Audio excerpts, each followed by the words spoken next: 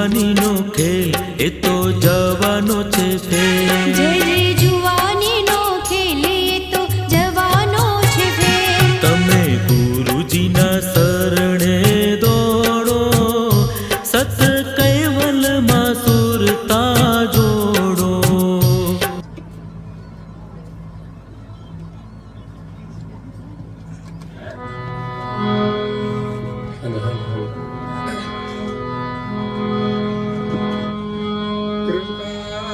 સિંધુ શ્રીમદ મુજે ને મળ્યા જન્મ મરણ ભયા સૌસે સારા ટળ્યા જો કૃપા સિંધુ શ્રીમદ મુજે ને મળ્યા નિજાનંદ ગુરુ ઘન શ્યામ મોર પીર દીક્ષા લઈ અંશ શરણે પ્રવી સુરભી. પ્રાય ભક્તજનો, જ્ઞાન સંપ્રદાયના અધ્યસ્થાપક અનંત બ્રહ્માંડાધીશ વિશ્વનિયંતા સકર્તા સત્કૈવલના પરમ વિશેષ અંશ અનંત અંશોના તારણહાર પરમ મોક્ષના દાતા મહાન સમર્થ પરમ શ્રેષ્ઠ પરમ વિભૂતિવાન પરમ દયાળુ પરમ કૃપાનિધિ સર્વજ્ઞ દિવ્ય પરમ ગુરુ શ્રીમદ કરુણાસાગર મહારાજના પટ શિષ્ય દ્વિતીય આચાર્ય પૂજ્યપાદ શ્રી નારણદાસજી મહારાજ શ્રી સ્વરચિત પ્રાતઃકાલ ઉપાસના અંતર્ગત પરિક્રમાને વિશે દિવ્ય પરમ ગુરુની પરિક્રમા કરતા પરમ ગુરુનો મહિમા સમજાવતા કહે છે, પરિક્રમાનું મહત્વ તો છે, પરંતુ આપણે કોની પરિક્રમા કરીએ છીએ એની સ્મૃતિનું વધારે મહત્વ છે. એમની પ્રીતિનું વધારે મહત્વ છે અને એના સામર્થ્યનું પણ મહત્વ છે. જેની તમે પરિક્રમા કરો છો એમનું સામર્થ્ય કેટલું છે એ જ એનો પરિચય છે. અને સામર્થ્ય અનુસાર આપણું કાર્ય સિદ્ધ થાય છે. કોઈ અધિકારી પાસે આપણે કામ કરાવવાનું હોય તો એમની સત્તા છે, એમનો અધિકાર છે, એ પ્રમાણે આપણું કાર્ય કરે છે. અને એમના પ્રત્યે આપણે સદભાવ રાખીએ ત્યારે કોઈ જડ વલણ કરે ને તો અધિકારીનો અધિકાર હોવા છતાંય કામ નથી કરતા.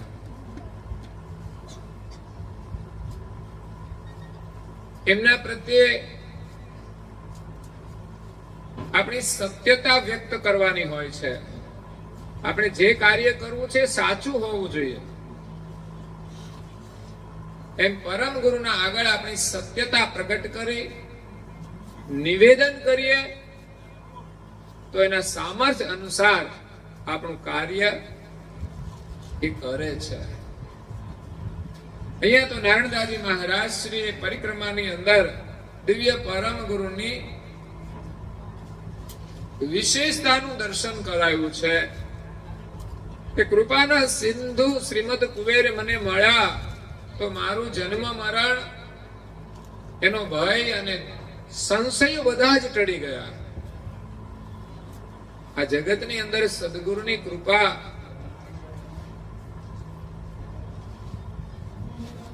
મળવી બહુ દુર્લભ છે. એનો મહિમા અપરંપાર છે. આપણું સર્વસ્વ આપણે અર્પણ કરી દઈએ ત્યારે એમની કૃપા મળે છે. અને એની કૃપા છે કે આપણા મનના સંશયો દૂર થઈ જાય. આપણે તેમ માની કે આશીર્વાદ આપે ને આપણું કામ થઈ જાય. એ કોઈ લૌકિક કાર્ય થવું એ કૃપા નથી. એ તો આપણું પ્રારબ્ધ ગણો, આપણો પુરુષાર્થ ગણો. કારણ કે એવા કાર્ય આપણે મહેનત કરીએ ને તોય થાય છે. પણ ભગવાનની કૃપા છે ને બધાને મળતી નથી. એ તો એમના શરણાગત થઈ અને અધિકારી બને, જિજ્ઞાસુ બને ત્યારે જ એમની કૃપા મળે છે. સદગુરુની કૃપા છે કે આપણામાં એમનો સત્સંગ સાંભળવાની જિજ્ઞાસા પ્રગટ થઈ જાય. કારણ કે સત્સંગ વિના કોઈ પણ જીવની અંદર વિવેક આવશે નહીં. બિન સત્સંગ વિવેક ન હોય.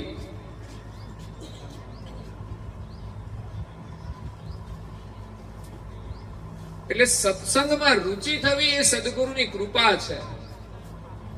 કારણ કે સારું કાર્ય કરવાની જ્યાં સુધી જિજ્ઞાસા જ ન થાય ત્યાં સુધી માણસને કોઈ સારો લાભ મળતો જ નથી. સારા કામ વિશેની જાણકારી હોવી પણ જરૂરી છે. એનું જ્ઞાન હોવું જરૂરી છે. તો આપણે તો પરમ પરમેશ્વર સર્જનહારને પામવા છે. તો કે આંખું મીચીને ગમે તેને થોડા કઈ સર્જનહાર કહી દઈશું. સર્જનહારને પામવા માટે સર્જનહારને જાણવા જરૂરી છે. અને એ આપણામાં જ્યારે સત્સંગની જિજ્ઞાસા પ્રગટ થાય અને સત્ય જ્ઞાન મળે ત્યારે જ આપણા સંશયો દૂર થાય છે. બાકી જ્ઞાન વગર શ્રદ્ધાથી માનનારો વર્ગ આ દુનિયામાં બહુ મોટો છે. એને લઈને જ દુનિયામાં અનેક ભગવાન છે, અનેક માન્યતાઓ છે. પણ એમાં સત્યતા કેટલી છે કોઈ વિચારતું નથી. બે હાથ ને ત્રીજું માથું, બસ આપણે તો પગે લાગવાનું. એ સારી વાત છે, સંસ્કાર છે. પણ જ્ઞાન વિના ખબર પડતી નથી કે આપણે કોને પ્રણામ કર્યા છે, શા માટે પ્રણામ કરીએ છીએ.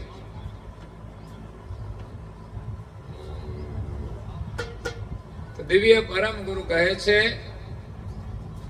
સદગુરુ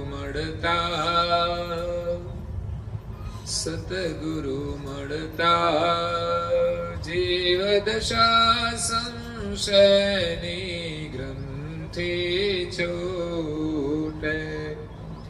થઈ આત્મ ઉદ્યોત છોટપણાનું સાધન સર્વે ખૂટે. જ્યારે સદગુરુ મળી જાય ત્યારે આ જીવની જીવ દશા દૂર થઈ જાય.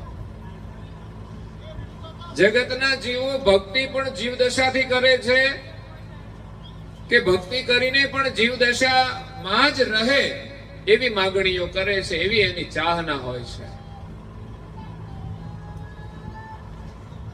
એને સુખ માને છે, એને ભગવાનની કૃપા માને છે.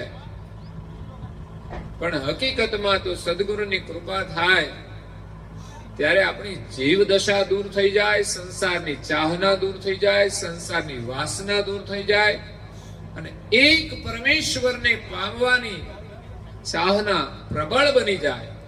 એક માત્ર પરમેશ્વરની ચાહના. આપણે જ્યારે પરમેશ્વરમાં થઈએ છીએ ત્યારે જ એ ચાહના પ્રગટ થાય છે. એટલે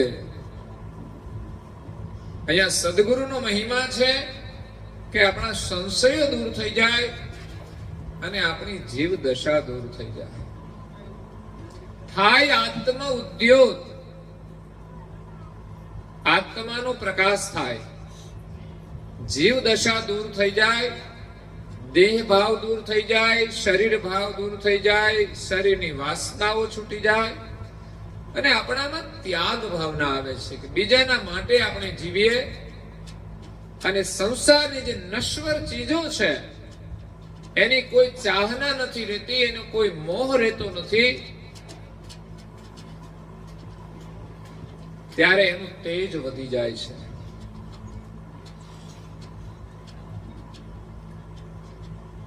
સંસારની અંદર સુખ મળવું એક ભાગ્ય છે,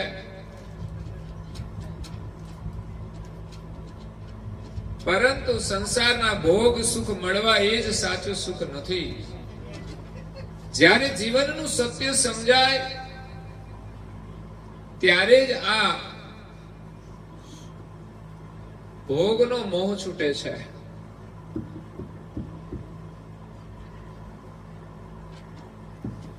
અમે જોઈએ છીએ જૈન પરંપરાની અંદર પુરુષો પણ ત્યાગી દીક્ષા લે છે, સંન્યાસ દીક્ષા લે છે અને મહિલાઓ પણ સંન્યાસ દીક્ષા લે છે. ગ્રહસ્થાશ્રમ ખોટો નથી કે ખરાબ નથી, છતાં પણ જ્યારે સત્યનો મહિમા સમજાય છે ત્યારે એના મનની અંદર ગ્રહસ્થાશ્રમના સુખની કોઈ ચાહના નથી રહેતી. ત્યારે ગ્રહસ્થાશ્રમમાં પ્રવેશ કરતા પહેલા જ એનો ત્યાગ કરી દે છે.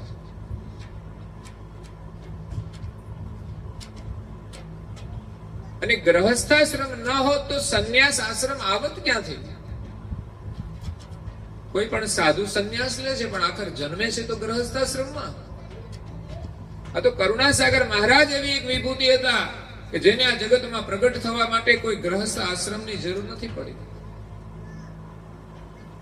છતાંય ગ્રહસ્થીની મળ્યા છે, કેટલા ભાગશાળી છે. એમ જ તો કઈ મળતા નથી. ઘણા ગ્રહસ્થ પરિવારને ત્યાં દિવ્ય પરમ ગુરુ પ્રગટ થયા છે. એક રાજાને ત્યાં પણ પ્રગટ થાય છે. અહીંયા જંબુદીપની અંદર હેતબાઈ માતાને પણ મળે છે.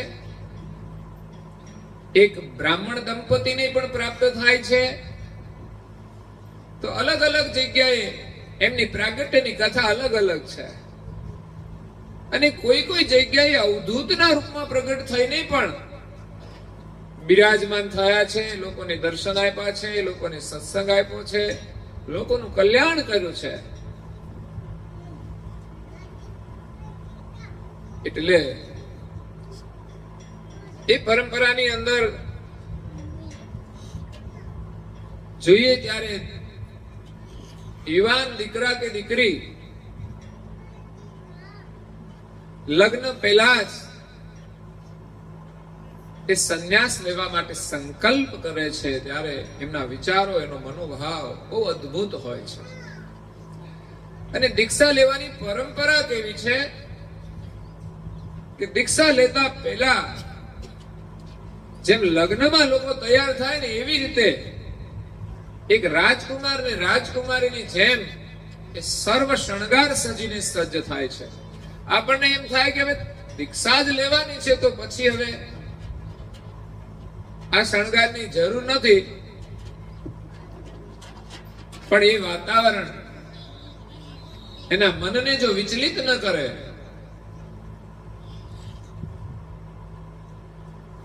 અને એના જીવનનો અંતિમ પ્રસંગ હોય છે બધા શણગાર ધારણ કરવાના, છતાં મનની અંદર એની કોઈ ચાહના નથી હોતી અને ઉમંગ હોય છે કે મારે સંન્યાસ લેવાનો છે. કારણ કે ભગવત દીક્ષા એ મંત્ર દીક્ષા હોય કે ભેખની દીક્ષા હોય એ કોઈ સામાન્ય નથી કે ગમે તેને મળતી નથી. એનો જો મહિમા જાણીએ તો આપણને અહોભાવ થાય કે મને ગુરુની દીક્ષા મળી છે, મને ગુરુનો મંત્ર મળ્યો છે. મંત્રની અંદર અદ્ભુત શક્તિ છે. એટલે પોતે ગૌરવ અનુભવે છે કે મને ગુરુ મહારાજની દીક્ષા મળી છે, મને એનો મંત્ર મળ્યો છે. એક દ્રશ્ય રાજકુમારના પહેરવેશમાં જોવે અને પછી રાજકુમારીના પહેરવેશમાં જોવે અને પછી બીજી ક્ષણે જ્યારે સંન્યાસ લઈ લે ત્યારે સુંદર દેખાતા માથાના વાળ પણ નીકળી જાય છે, સુંદર આભૂષણ પણ નીકળી જાય છે, સુંદર વસ્ત્રો પણ બદલાઈ જાય છે,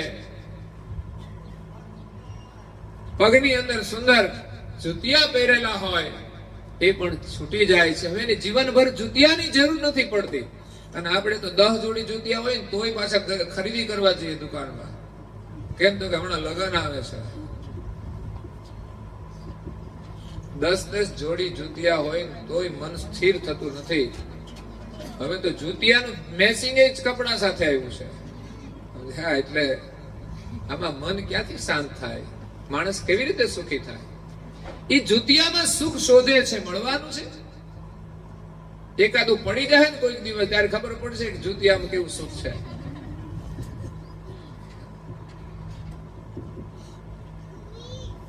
અને સંન્યાસી છે હંમેશના માટે એ જુતિયાનો ત્યાગ કરી દે છે. એનો તો ત્યાગ બહુ જ કઠિન હોય છે. એમના સાધુ દીક્ષા લે તો માથાના એક વાળ ખેંચે છે. આપણો તો એક વાળ ખેંચે તો આપણે બેઠા થઈ જઈએ. પાછળથી કોઈ ખેંચો હોય તો કે કોનો છે, પકડાઈ જાય માણસ. પણ એક દુઃખને સહન કરવાની પરાકાષ્ઠા છે.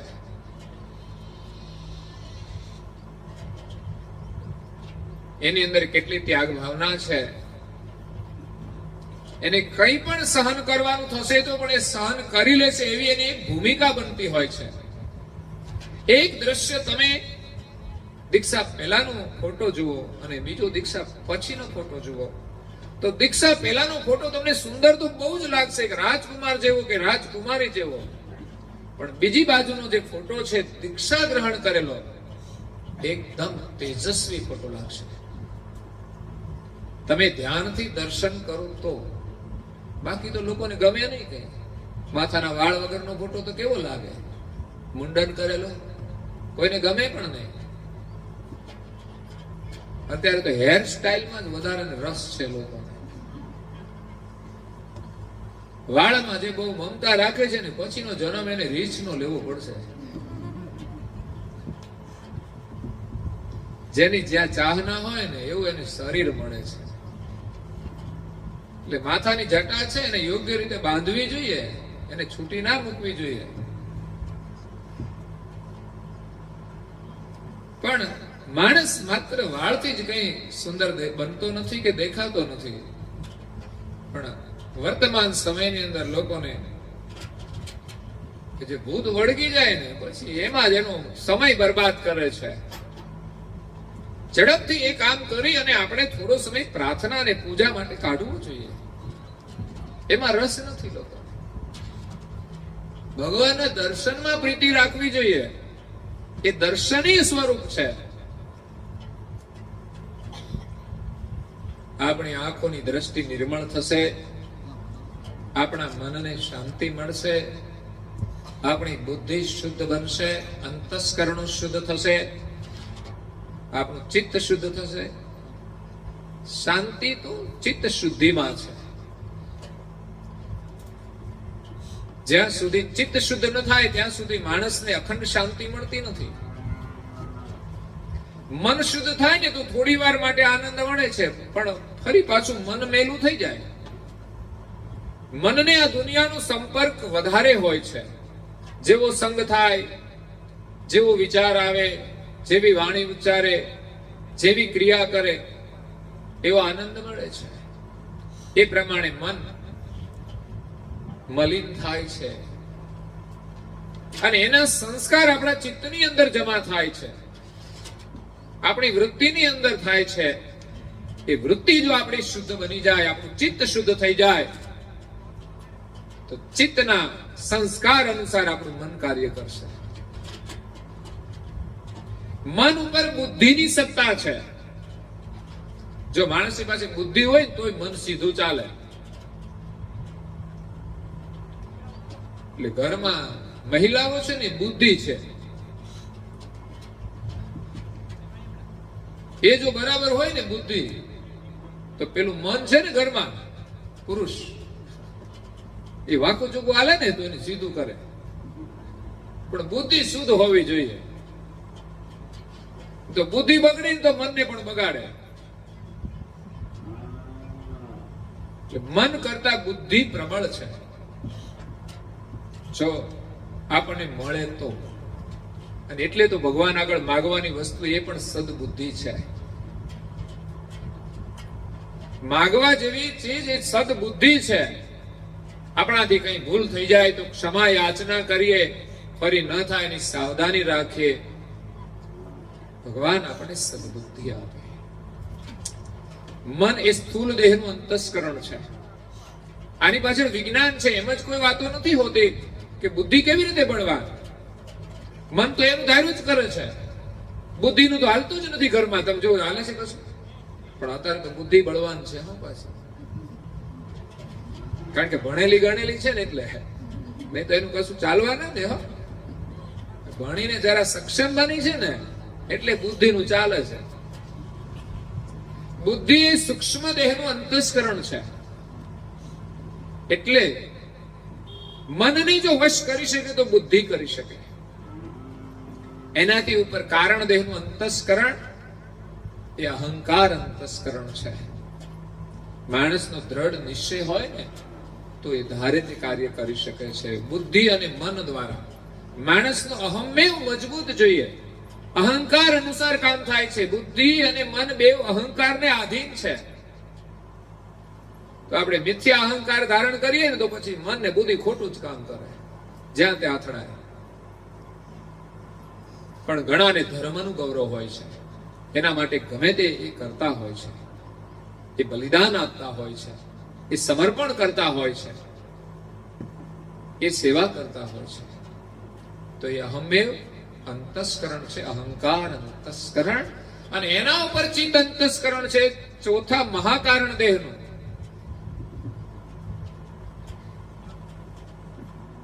એ બધાના કરતા પ્રબળ છે. જો આપણી પાસે જ્ઞાન હોય, બુદ્ધિ હોય, ભક્તિભાવ હોય. મનને વાળવા માટે ભક્તિભાવ પ્રધાન છે. બુદ્ધિને બુદ્ધિ પ્રધાન બનાવવા માટે જ્ઞાન મહત્વનું છે. અહંકારનો ત્યાગ કરવા માટે ત્યાગ મહત્વનો છે. અને આપણા ચિત્તની અંદર જે સંસ્કાર છે એ પ્રમાણે આ બધા ક્રિયા કરે છે. ચિત્ત જો આપણું શુદ્ધ હોય ને તો પછી મન બુદ્ધિ બધું શુદ્ધ જ ચિંતન કરે છે. તો અહીંયા દિવ્ય પરમ ગુરુ આ વિશ્વમાં પ્રગટ થયા છે. એમના મહિમાનું વર્ણન કરતા નારદાજી મહારાજ શ્રી દિવ્ય પરમ ગુરુની પરિક્રમા કરે છે અને કહે છે, નિજાનંદ ગુરુ ઘનશ્યામ મૂર્તિ જો. તો સદગુરુ આપણા સંશયોને દૂર કરે છે. એમના મુખમાંથી નીકળતી વાણી છે ને એ જ આપણને સુખ પ્રદાન કરે છે. વાણીમાં સુખ છે અને દુઃખ પણ વાણીમાં છે. કલ્યાણકારી પવિત્ર પ્રેમાળ વાણી જો આપણે સાંભળીશું ને તો આપણને સુખ મળશે. ઘણાની વાણી આપણને સાંભળવાનું બહુ જ ગમે, એમ થાય સાંભળતા જ રહીએ. સંતોની વાણી છે બહુ અદ્ભુત છે. અને એ જ્ઞાન દ્વારા, એમની કરુણાથી આપણને એક સત્ય વસ્તુની ઓળખાણ થાય છે. આ શરીરની અંદર આપણે કોણ છે એની ઓળખાણ થાય, અને બ્રહ્માંડની અંદર માલિક કોણ છે એની ઓળખાણ થાય. અને એના દ્વારા આપણને સત્ય સુખ મળે છે. સદગુરુની કૃપાથી આપણી અંદર આત્માનો પ્રકાશ થશે. થાય આત્મ ઉદ્યોગ. છોટપણાનું સાધન સર્વે ખૂટે. આ દુનિયામાં જે ભૌતિક સુખ માટેના જે સાધનો છે ને એની ચાહના બધી છૂટી જાય. પછી આપણે કહીએ કે આ સુખ મારે નથી જોઈતું, મારે તો આત્માનું સુખ જોઈએ છે. શરીર સુખનો ત્યાગ કરીને પણ માણસ આત્માના સુખ માટે સાધના કરે છે. ઘણા બધા લોકો ઉપવાસ કરે છે, કોઈ તીર્થમાં જાય છે, કોઈ વ્રત કરે છે. એમનું ફળ લૌકિક હોય છે, પણ ઘણીવાર એ લૌકિક સુખનો ત્યાગ કરીને માણસ આત્માના સુખ માટે સાધના કરે છે. ત્યાં દરેકની અંદર આત્મા છે, પણ કેવો છે, આ શરીરમાં ક્યાં રહે છે, એનો મૂળ સ્વભાવ આપણે જાણીશું ને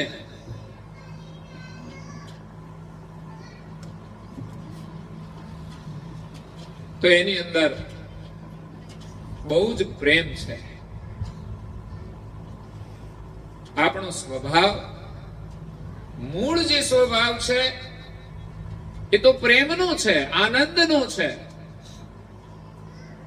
પણ અત્યારે જે સ્વભાવ છે ને પ્રકૃતિ સ્વભાવ છે. આપણા કર્મને આધીન, આપણા સંસ્કાર પ્રમાણે, આપણી વાસના અનુસાર આપણો સ્વભાવ થઈ ગયો છે. એક વસ્તુ ખાધી અને આપણે ધીમે ધીમે એના સંસ્કાર પડી જાય છે. પછી સારી ના હોય ને તો પણ લોકો સેવન કરે છે. એ પ્રકૃતિ સ્વભાવ કહેવાય. આ શરીરને શું જોઈએ એ પ્રમાણે ગ્રહણ કરવું એ કુદરતી સ્વભાવ છે. એટલે આપણા આત્મા સ્વરૂપને ઓળખવાનો ઉપદેશ સદગુરુ આપે છે અને સજ્જનોને સહાય કરે છે. આ જગતની અંદર સદગુરુ કામધેનુ કલ્પતરુ અને ચિંતામણી સમાન છે. ગુરુ મહિમાનો પાઠ કર્યો ને એમાં પણ આ શબ્દો બધા જ હતા. નારણદાસજી મહારાજ જે કોઈ પાઠ કર્યો છે, હું તો ધન્યવાદ આપું છું કે આજે તમારા મુખમાંથી એક આ પવિત્ર વાણી ઉચ્ચારવાનું તમને સૌભાગ્ય મળ્યું છે. એમ જ કઈ આ લાભ મળતો નથી. આવી વાણી આપણે કઈ આપણી બુદ્ધિથી તો ઉચ્ચારી જ ના શકીએ. આ તો નારણદાસજી મહારાજ શ્રીએ પોતાના અનુભવ દ્વારા ગુરુ મહિમાનું વર્ણન કર્યું છે અને આજે પાઠ થઈ ગયો છે તો ભવિષ્યમાં એનો મહિમા પણ આપણને જાણવા મળશે. આજે તો મનુદાદાના સ્મરણાર્થે એમના પરિવારજનોની હાર્દિક ભાવનાથી સદગત આત્માની શ્રદ્ધાંજલિ રૂપે આજના પ્રસંગનો આપણે લાભ લઈ રહ્યા છે. એમાં ઉપાસનાનો લાભ પણ મહત્વનો છે. જ્ઞાનની ભૂમિકા કદાચ આપણી ના હોય તો બધું ના સમજી શકીએ, પણ જે પાઠ કરવામાં આવે છે એ પ્રાથમિક ભૂમિકામાં પાઠનું બહુ મહત્વ છે. આ એક શાળા છે. આપણે કાલે ભજન ગાયું હતું ને, સંતોએ ખોલી શાળા રે કોઈ ભણવાને આવજો, ભાવિ સુધારવા વાળા, ભાવિ જેને સુધારવું છે એ આ શાળાની અંદર ભણવા આવજો. આપણા બાળકોને આપણે ભણાવવા માટે મોકલીએ છીએ શાળામાં, તો આપણને પણ ભણવાની ચાહના હોવી જોઈએ.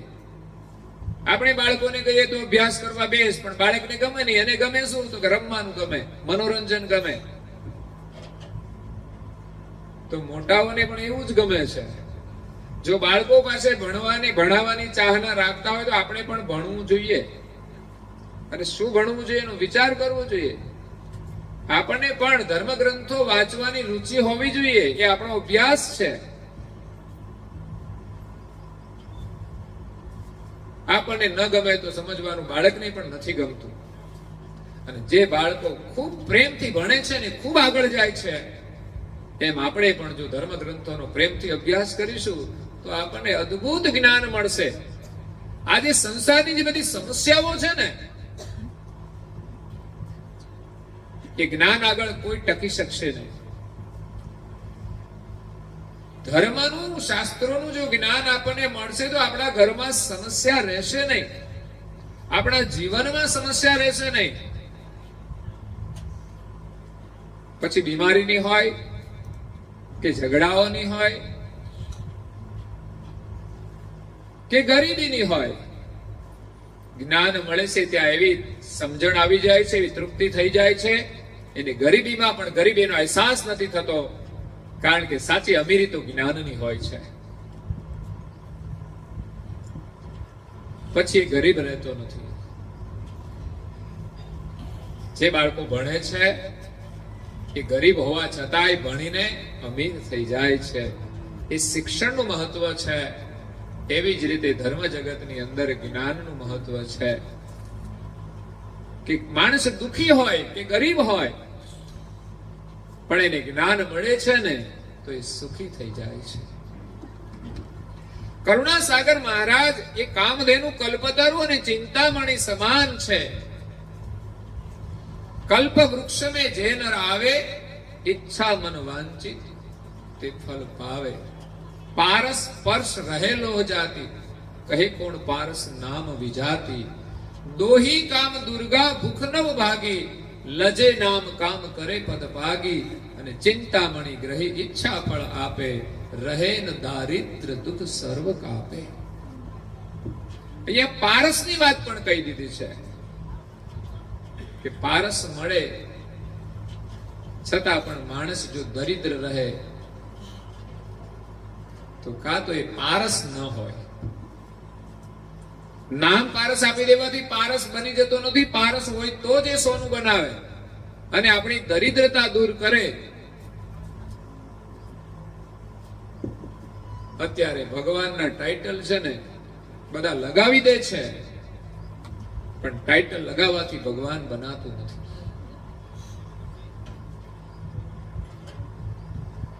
આ જગતની અંદર જન્મીને આવ્યા છે, જેમનામાં જીવ દશાઓ હતી છતાં પણ એમને ભગવાન તરીકે સંબોધન કરે છે. એટલે ભગવાનની કોઈ એક પરિભાષા નથી. એક હોવા છતાં એક પરિભાષા નથી. એ અજ્ઞાનતા છે. એટલે ખાલી નામ આરોપણ કરવાથી એ મહાન બની જતા નથી. પણ જે મહાન હોય છે ને એ જ એ પદના અધિકારી હોય છે. આપણે બધા જ દુનિયામાં જે કોઈ આવ્યા છે ને બધા જ માલિકના અંશ છે. અને માલિક ક્યારે આ વિશ્વમાં આવતા નથી એ સિદ્ધાંત પરમ ગુરુનો છે. એ કોઈ દેહ ધારણ કરતા નથી, કારણ કે એટલા સામર્થ્ય વાળા છે કે જ્યાં છે ત્યાં રહીને આ જગતનું સંચાલન કરે છે. એને કંઈ કરવું પડતું નથી. આજનો એક રિમોટ કંટ્રોલ વાળો માણસ એક બેઠા બેઠા એક જગ્યાએ એ બધું કામ કરતો હોય તો સર્જનહારની પાસે તો એવું રિમોટ કંટ્રોલ છે કે બધાના શ્વાસની જીવન દોરી છે ને એના હાથમાં છે. એનાથી કશું અજાણ પણ નથી. કોણ શું કરે છે એની જાણકારી એને છે. એમનો સંદેશ લઈને એમના સાનિધ્યમાંથી કરુણાસાગર મહારાજ એમના પરમ અંશ આવ્યા છે.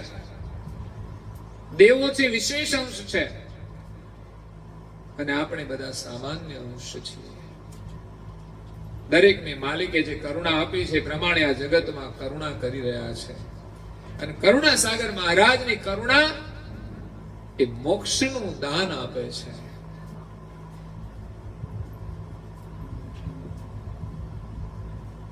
તો એ પારસમણી સમાન છે, કલ્પતરુ કામધેનુ ચિંતામણી સમાન છે. એમના ચરણ કમળનું સુખ આ જગતની અંદર સર્વોપરી છે. પણ આપણે જોઈએ સંસારનું સુખ તો પછી મળતું નથી. સંસાર સુખની ચાહના છોડી, એના સુખને છોડી અને જ્યારે સદગુરુમાં આપણી પ્રીતિ થઈ જાય, પરમ ગુરુમાં આપણી પ્રીતિ થઈ જાય, એમના વચનોમાં આપણી પ્રીતિ થઈ જાય, એના મહિમાના ગુણગાન આપણે નિરંતર ગાઈએ, એની લગની લાગી જાય, ત્યારે એના સ્વરૂપમાં આપણી એકતા થાય છે. ત્યારે એના સાનિધ્યનું પરમ સુખ મળે છે. પણ એમાં વિશ્વાસ જોઈએ, કારણ કે ભગવાનમાં વિશ્વાસ કરવો બહુ જ કઠિન છે. મતલબથી તો લોકો ભક્તિ કરે છે, પણ મતલબ વિના આપણે ભક્તિ કરવાની અને વિશ્વાસ રાખવાનો. કદાચ જીવનમાં કોઈ પણ દુઃખ આવે છતાંય આપણો વિશ્વાસ ના ડગે. અને વિશ્વાસની અંદર સંસારના સુખની કોઈ ચાહના નથી. धन की जिससे नहीं चाहे नहीं मित्र की परवाह है, आसक्ति विषयों में नहीं, वो तो प्रारब्ध पर निर्वाह है. માણસને જે કઈ મળે ને ભગવાન બધું ના આપી શકે. તમારું પ્રારબ્ધ હોય તો જ તમને આપી શકે. તમારા બેંકની અંદર ખાતામાં પૈસા પડ્યા હોય જમા 5,000 રૂપિયા, અને બેંકના મેનેજર તમારા હગા હોય, તમારા જમાય હોય ને તોય તમને વધારે ના આપી શકે તમારા ખાતામાંથી.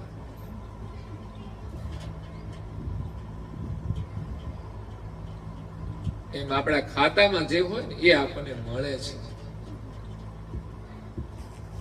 એટલે આપણે સાધના કરવી પડે છે. આપણી ઈચ્છા પ્રમાણે બધું નથી મળતું, પણ આપણી એક જ ચાહના હોવી જોઈએ, પરમેશ્વરને પામવાની. એ જ જીવનની સાચી ભક્તિ છે. અને એની સેવા પૂજાથી જ આપણને પ્રસન્નતા મળે છે. તમે નવરા બેસો ને તો એનું સ્મરણ ચાલતું હોય ને તમે ખુશ રહો છો. તમારે ઘરમાં કોઈ સાધનોની જરૂર નથી પડતી. જરૂરિયાત તો માત્ર આશ્રયની હોય છે.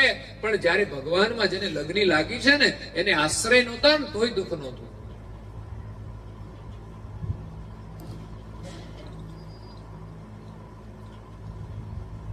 જયદેવ નામના ભક્ત થઈ ગયા, કૃષ્ણ ભક્ત હતા.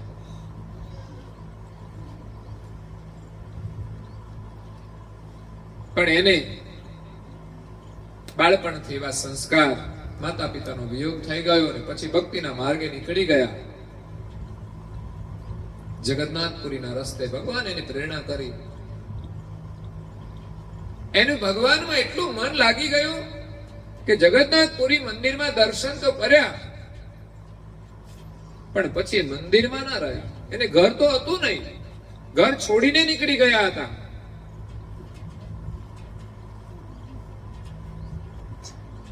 દર્શન કરીને મંદિરમાં ના રહ્યા. ઘણા એમ માને કે ચાલો ને આ ઘરમાં બહુ કંકાસ છે તો મંદિરમાં જતા રહીએ, ત્યાં બહુ સુખ ને શાંતિ છે, અને એના કરતા વધારે સગવડ પણ છે બધી. જો સગવડ હોય તો જવાય, નહીં તો મંદિરમાં ના જવાય. એક માજી આવ્યા હતા એકવાર મંદિરે, મને કે મારે અહીં રહેવું છે.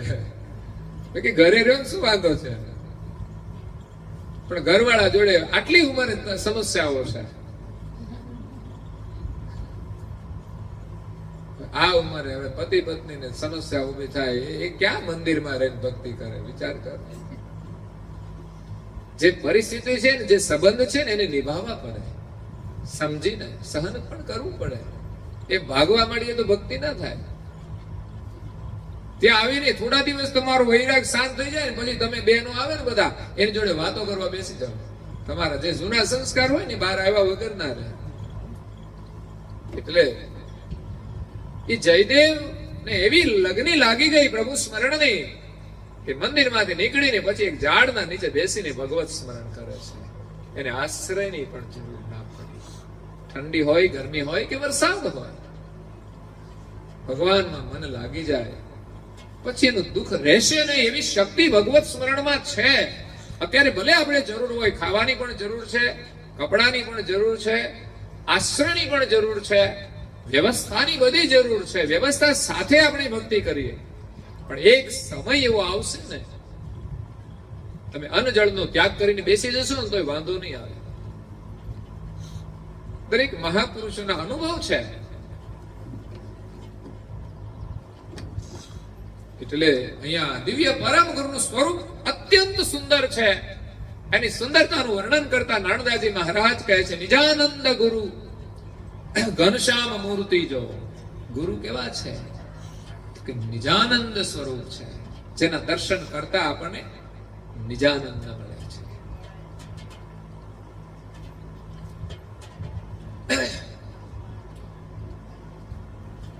સવારામ બાપા થઈ ગયા, રામદેવ પીરના પરમ ભક્ત છે.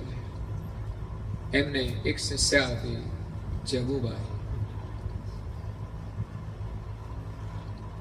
એમણે બહુ સુંદર ગુરુમુખી ભજનો લખ્યા છે.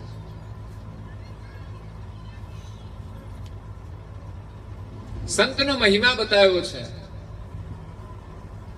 દર્શનનો મહિમા છે કે જેનું જીવન પરમાર્થ માટે હોય, જેમના વિચારો પરમાર્થી હોય, જેમની દ્રષ્ટિ પરમાર્થી હોય, એવા સંતના દર્શન કરી અને એમની કરુણા દ્રષ્ટિ આપણા પર પડે તો એનું દર્શન કરીને આપણે ધન્ય બની જઈએ. લોકો ક્યાં ક્યાંથી ને કેવી રીતે, કેવી પરિસ્થિતિમાં પણ દર્શન માટે જતા હતા. એ દર્શનનો મહિમા છે. એમના વચનામૃત શ્રવણ કરવા માટે ઉત્સુક હોય છે.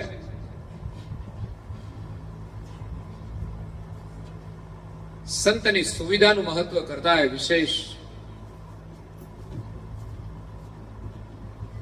એમના દર્શનનું, એમની વાણીનું મહત્વ હોય છે,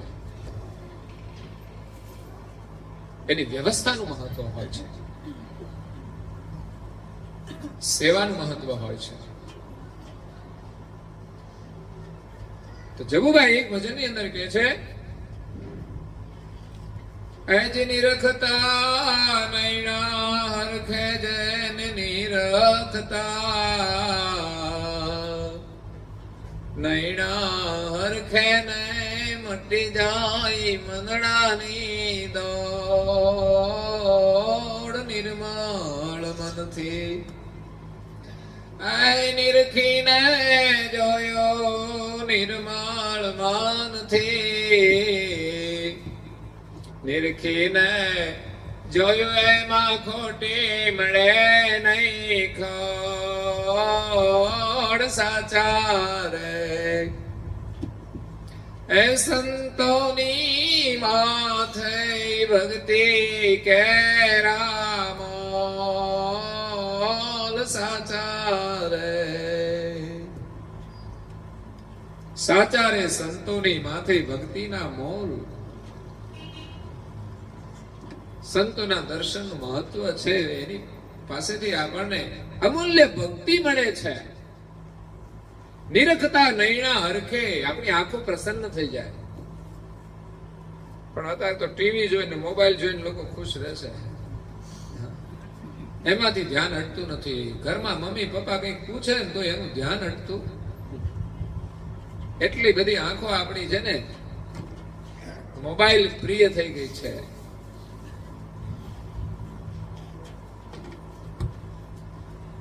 આપણા ઘરની અંદર ઈષ્ટદેવનું સ્થાન હોય ત્યાં બેસીને પૂજા પ્રાર્થના કરીને દર્શન કરવાના છે. દર્શન માત્ર આંખોથી જ થાય નહીં.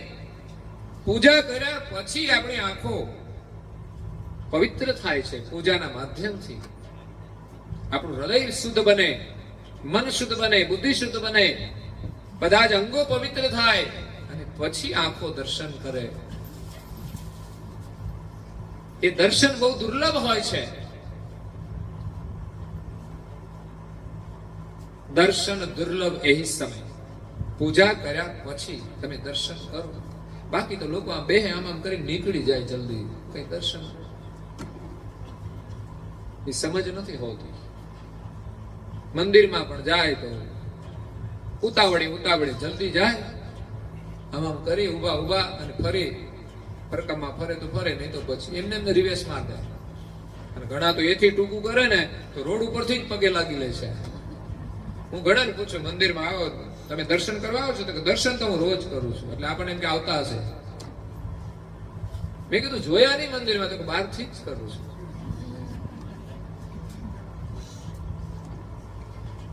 ડેરીમાં દૂધ આપવા જઈએ કે લેવા જઈએ તો અંદર જવું પડે છે. ત્યારે કોઈ દુકાનમાં વસ્તુ જોઈતી હોય તો અંદર જવું પડે છે. અને મંદિરમાં દર્શન જ બહારથી થઈ જાય તો તને સારું કહેવાય. દર્શન પ્રેમથી કરવાના હોય છે. મંદિરમાં પ્રવેશ કરી એની મર્યાદા રાખીને વાતો કર્યા સિવાય ધ્યાનથી આપણે પ્રભુનું દર્શન કરીએ, જ્ઞાનથી પ્રભુનું દર્શન કરીએ અને ભક્તિ ભાવથી પ્રભુનું દર્શન કરીએ, ભગવત સ્મરણ સાથે પ્રભુનું દર્શન કરીએ. અહીંયા નારણદાસજી મહારાજશ્રી આપણને બધી જ રીતે પરમ ગુરુ દર્શન કરાવે છે. એક એક ચોપાઈ, એક એક દ્રષ્ટિ પ્રદાન કરે છે, એક એક મહિમાનું દર્શન કરાવે છે. તમે કોઈને પણ જુઓ ને તો કઈ એમ જ ખાલી બધું આખું શરીર નથી જોતા, પણ એક એક અંગનું અવલોકન કરો છો. કોણે કેવા કપડા પહેર્યા છે એ તમે જોઈ લો છો, એને કેવા જૂતિયા પહેર્યા છે એ તમે જોઈ લો છો, એના ગળામાં કેવો હાર હતો એ પણ જોઈ લો છો. બધા જ અંગોનું સૂક્ષ્મ નિરીક્ષણ કરતા હોય છે, અને દરેક અંગોનું એના સ્થાને મહત્વ હોય છે, એનું એક આકર્ષણ હોય છે, એની સુંદરતા હોય છે. અને એને જોઈને લોકો પ્રભાવિત થાય ને એવું લેવા માટે પણ પાછા માર્કેટમાં નીકળી જતા હોય છે. સુંદરતા એવી છે. કરુણાસાગર મહારાજની સુંદરતા બહુ અદભુત છે. નિરખતા નૈણા હરખે ને મટી જાય મનડાની દોડ. વિચાર કરો, આ છે દર્શનનો મહિમા, કે દર્શન કરવાથી આપણું મન છે ને ચારે બાજુ જે દોડે છે ને એ શાંત થઈ જાય, શાંતિ મળી જાય. જેને જે દર્શનમાં પ્રીતિ હોય એ ત્યાં સ્થિર થઈ જાય ને મન, પછી બીજી બાજુ કઈ દોડતું નથી. અમારા યુવાનો હોય, ક્રિકેટ ચાલતી હોય તો એનું મન સ્થિર થઈ જાય, પછી બધું કામ છોડીને ત્યાં બેસી જાય. એવી જ રીતે દર્શનનો મહિમા છે. પરમ ગુરુનું સ્વરૂપ નિજાનંદ ઘનશ્યામ સ્વરૂપ છે. એના દર્શનથી આપણું મન શાંત થઈ જશે. શાંત થશે મતલબ નિર્મળ થશે. એમ તો શાંત થતું નથી, પણ દર્શનથી આપણું મન નિર્મળ થાય છે. અને નિર્મળ મનથી નિરખીને જોયું. દર્શન પહેલા તો કરીએ, એનાથી મન નિર્મળ થાય. નિર્મળ થયા પછી પાછું નિરખીને જોવાનું. એમાં ખોટી મળે નહીં ખોડ, એવા સાચા રે સંતોની માથે ભક્તિ કેરા મોલ. એના જીવનમાં કોઈ આપણને ખોટ નથી દેખાતી, એવા દિવ્ય પરમ ગુરુ જેનામાં કોઈ ખોટ નથી. અને જેને દિવ્ય દ્રષ્ટિ મળી જાય ને આ દુનિયામાં કોઈ ખોટ ના દેખાય. બાકી ઘણાની દ્રષ્ટિમાં દોષ છે ને, કમળો થયો હોય ને એને બધું પીળું જ દેખાય, એમ જ્યાં જોવે ત્યાં બધાને ખોટ જ દેખાય. આ આવો છે, પેલો આવો છે, પેલી આવી છે. આપણે એ ક્યાં જોવાનું? સારું શું છે એ જોવાનું. એનામાં સારું કઈ હશે તો ખરું ને. બસ એ જોઈને આપણે તો પ્રેરણા લઈએ કે આનામાં સારો ગુણ છે ને મારામાં નથી. આ દુનિયામાં બધાની અંદર કંઈક ને કંઈક અલગ અલગ ગુણ તો હશે જ, અને બધા લેવા જેવા હશે. કોઈનો સારો સ્વભાવ હોય, કોઈની મધુર વાણી હોય, કોઈ સારું કામ કરતા હોય, કોઈ સેવા કરતા હોય, કંઈક ને કંઈક તો સારું છે જ દરેકની અંદર. નહીં તો એને ભગવાન છે ને મનુષ્ય જ ના બનાવે. રાવણ તો એનામાં કંઈક સારા ગુણ તો હતા જ. સીતાજીને લઈ તો ગયો, પણ રાજમહેલમાં ના લઈ ગયો. એ સારો ગુણ ના કહેવાય. અત્યારે લોકો મારીને કાપીને કઈ ટુકડા કરી નાખે છે.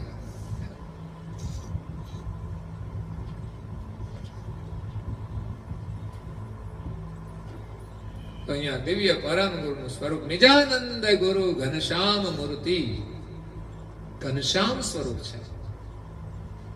એ નિજાનંદ આપનારું, નિજ એટલે આપણો આત્મા છે ને, નિજ પોતે એ નિજનો આનંદ આપનારું પરમ ગુરુનું સ્વરૂપ છે. એના દર્શન એ સ્વરૂપના દર્શન છે, એમની વાણીના દર્શન છે, એમની આજ્ઞાઓના દર્શન છે. જ્યારે આપણે સદગુરુના દર્શન કરીએ છીએ ને ત્યારે આપણામાં એક જિજ્ઞાસા પ્રગટ થાય છે. દર્શનથી મન પ્રસન્ન થાય, આપણી આંખો પ્રસન્ન થાય, પણ એક અંતરમાં જિજ્ઞાસા પ્રગટ થઈ જાય કે મહાપુરુષ કોણ છે, જેનું સ્વરૂપ સુંદર છે. કોઈ ફોટો બનાવ્યો છે ને એ પણ એમના જ્ઞાન ઉપરથી બનાવ્યો છે. આમ તો પરમ ગુરુ એવું દિવ્ય સ્વરૂપ હતું ને કે ફોટોગ્રાફર એ સમય હતા, પણ એનો ફોટો આવ્યો નહીં. એ અલૌકિક પુરુષ હતા. બાકી જેમણે જન્મ લીધો છે ને બધાના ફોટા આવે, પણ એક પ્રગટ થયા છે એમનો ફોટો ના આવ્યો ને, પણ એક ચિત્રકારે એમના દર્શન કરીને ચિત્ર બનાવી લીધું. એને એક પોઝિશનનું ચિત્ર બનાવ્યું છે. બાકી એનું સ્વરૂપ એમની દિવ્યતા, એમની સુંદરતા એ તો કઈ ચિત્રમાં લાવી શકતા નથી. એમની બુદ્ધિ, ક્ષમતા બહારની વસ્તુ છે.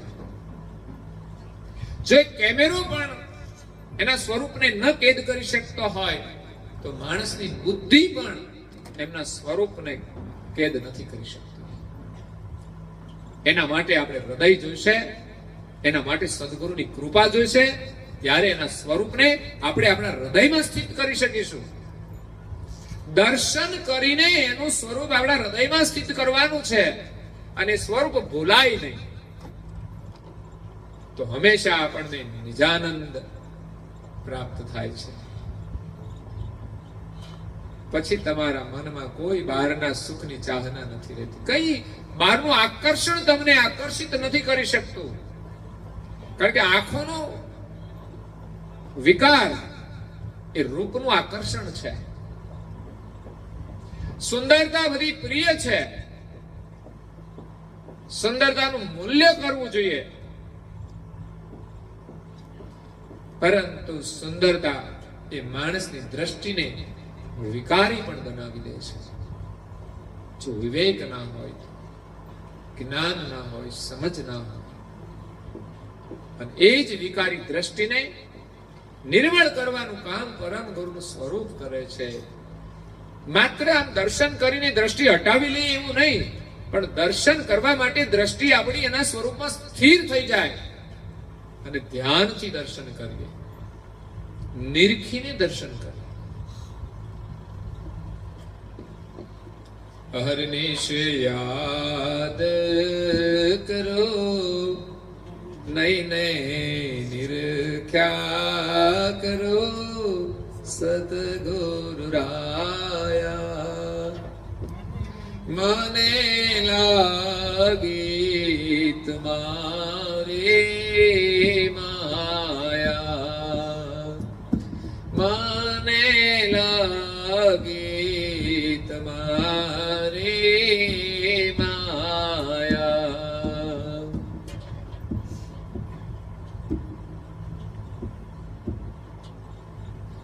અહર્નિશ યાદ કરું, નૈને નિરખ્યા કરું, સદગુરુ રાયા.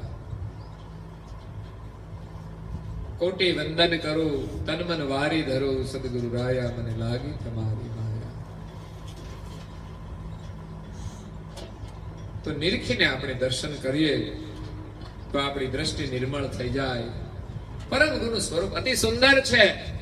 એની સુંદરતાનું વર્ણન નાનદાજી મહારાજ શ્રીએ ભક્તિભાવથી અનેક જગ્યાએ કર્યું છે. એ પ્રમાણે આપણે પરમ ગુરુના વારંવાર દર્શન કરીને, વારંવાર દર્શન, વારંવાર એની પરિક્રમા પણ. નાપાડના કહળસંગ અને જતનબાઈને પરમ ગુરુ મળે છે, પણ બહુ તપશ્ચર્યાને અંતે મળે છે. ત્યારે દિવ્ય પરમ ગુરુની વારંવાર પરિક્રમા કરે છે. નાપાડની અંદર એક ભક્ત રહે છે અને એમના ધર્મપત્ની બંને કહલસંગ અને જતનબાઈ.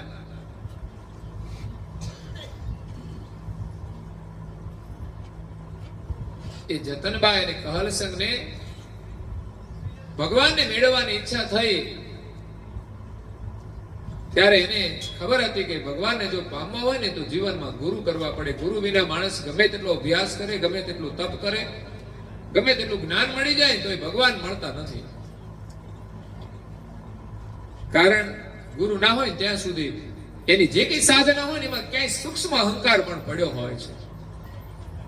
અને ન હોય ને તો એના હૃદયની અંદર સદગુરુને મેળવવાની ઈચ્છા થઈ જાય છે કે હું આટલું બધું તપ તો કરું છું, પણ એવા કોઈ અનુભવી ગુરુ મળી જાય તો મને સત્યનો માર્ગ બતાવે.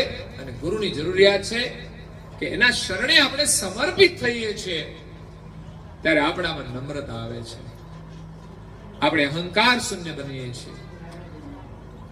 આ બંને સ્ત્રી પુરુષે પોતાના તન મન અને ધનનો ત્યાગ કરી શુદ્ધ સ્નેહથી એ ભક્તિ કરતા હતા.